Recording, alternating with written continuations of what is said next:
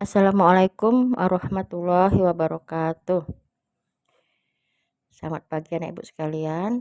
Doa ibu selalu harapan semoga kamu semua dalam keadaan sehat walafiat, tidak kurang suatu apapun. Puji syukur kehadirat ilahi Robbi yang selalu dan senantiasa membimbing kita dan selalu memberi rahmat kenikmatan yang begitu luar biasa ya anak ibu sekalian ya. Selawat beriring salam tak lupa pula kita hadiahkan pada junjungan kita Nabi besar Muhammad Shallallahu Alaihi Wasallam. Baik anak ibu sekalian, pada pagi yang berbahagia ini ada pemateri kita yaitu tentang beriman kepada kitab-kitab Allah.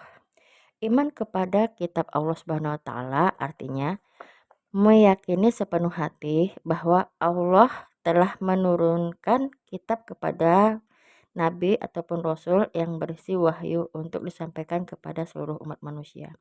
Nah, di dalam Al-Quran disebutkan bahwasanya ada 4 kitab Allah yang diturunkan kepada para nabi sebelum Nabi Muhammad.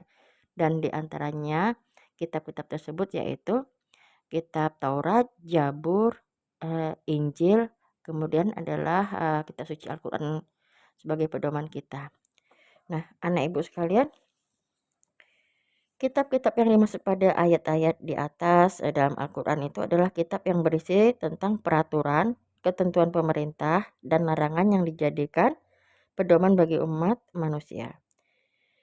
Kitab-kitab Allah Subhanahu wa taala tersebut diturunkan pada masa yang berlainan. Jadi tidak pada masa yang bersamaan, tidak, semuanya pada masa yang berbeda.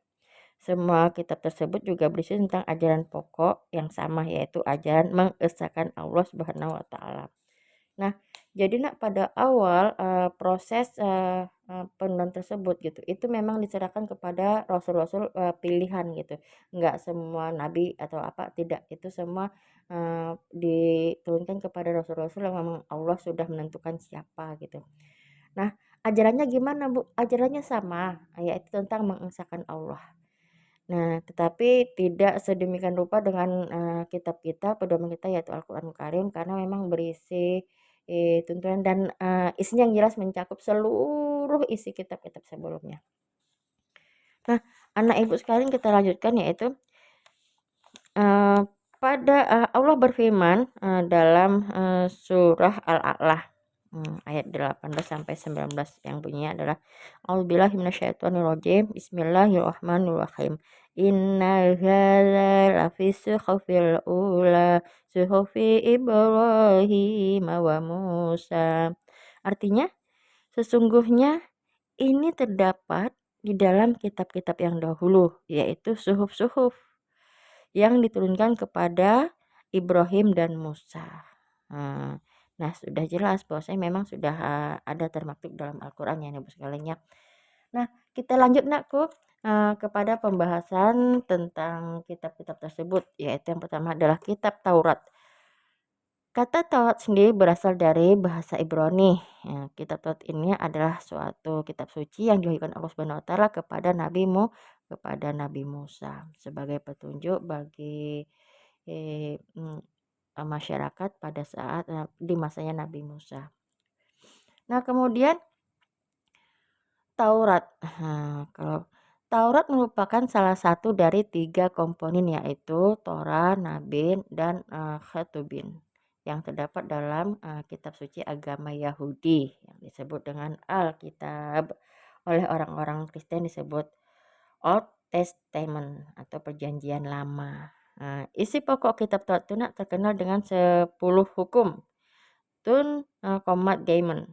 Jadi isinya itu ada ditentukan Nakku dalam kitab Taurat itu ada beberapa ini ya isi-isinya itu yang pertama adalah tentang keesaan Allah, jangan menyembah berhala, jangan mempersekutukan Allah, sucikan di hari Sabtu, hormatin kedua orang tuamu, jangan membunuh, jangan berzina, jangan mencuri, jangan bersumpah atau menginginkan milik hak orang lain.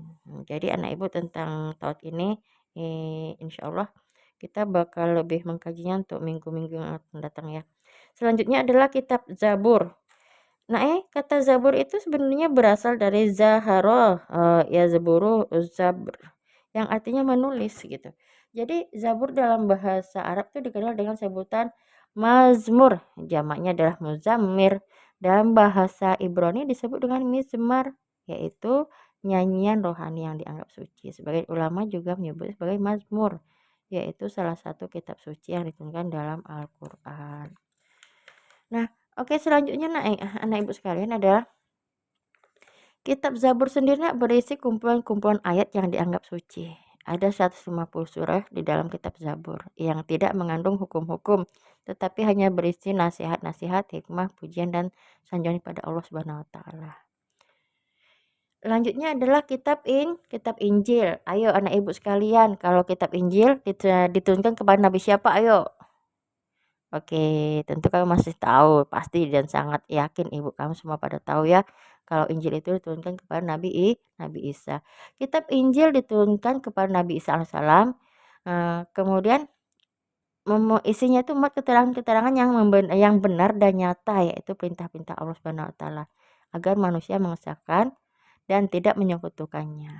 Nah, kitab Injil sendiri aku diturunkan kepada Nabi Isa alaihissalam sebagai petunjuk dan cahaya penerang bagi manusia. Nah, selanjutnya yaitu yang terakhir itu kitab sebagai penyempurna dari kitab-kitab sebelumnya. Dan gitu memang begitu kita tidak mengkaji yang jauh gitu, hanya membacanya aja ketika kita dalam keadaan suntuk itu betul-betul membawa kayaknya tuh hati dan pikiran kita tuh semakin terang lah gitu kalau sudah membaca Al-Quran gitu. Nah, sedikit pembahasan tentang Al-Quran itu nakku. Al-Quran itu merupakan kitab suci yang diturunkan Allah Subhanahu wa taala kepada Nabi Muhammad Shallallahu alaihi wasallam melalui malaikat Jibril. Nah, Al-Quran itu nakku tidak diturunkan secara langsung, melainkan berangsur-angsur ya, selama 22 tahun, 2 bulan, 22 hari, kurang lebihnya seperti itu. Nah, terdiri dari 114 surah gitu. Nah, kemudian terdiri dari 74.437 kalimat, 6.236 surah gitu. Intisari Al-Quran yang diwahyukan kepada Nabi Muhammad SAW menghapus sebagai syariat yang tertera dalam kitab-kitab terdahulu. Nah, jadi setelah Al-Quran itu diturunkan, maka kita tidak bisa mengikut lagi kitab-kitab sebelumnya gitu, karena kita sudah ada yang lebih sempurna, yang lebih terjaga keasliannya seluruhnya sampai nanti kiamat gitu, yaitu Al-Quran. Kata Nabi, di akhir zaman nanti akan muncul berbagai macam kelompok, semuanya itu merasa yang paling benar, aku yang benar, itu kelompok itu yang salah gitu. Tidak, kata baginda Rasulullah ya. Yang paling benar itu adalah kelompok yang memang berpegang teguh kepada Al-Quran dan hadis. Insya Allah ini kelompok yang benar-benar the best lah. Ini kelompok yang enggak ini. Nah, kalau sekarang kan tidak merasa yang paling benar tapi menyalahkan ke kelompok-kelompok yang sebenarnya inilah yang paling tidak benar gitu. Apa itu memperolok? Nah, oke, selagi memang kita tidak selagi kita sendiri tidak melanggar aturan Allah, ayo silahkan. Nah, seperti itu. Jadi aku intinya eee, kita disuruh eee, kita disuruh meyakinin ya, kita harus yakin dengan kitab-kitab Allah karena memang yang menentukan itu juga Allah gitu.